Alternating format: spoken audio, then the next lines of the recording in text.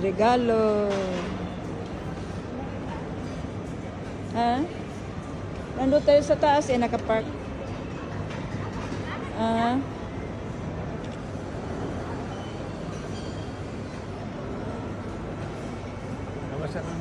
Ito yung amin lahat na regalo. Yun nga, yun nga.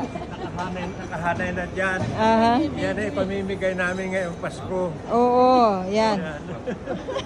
Hindi, tama nga yun, nanay. Binidyohan ko nga.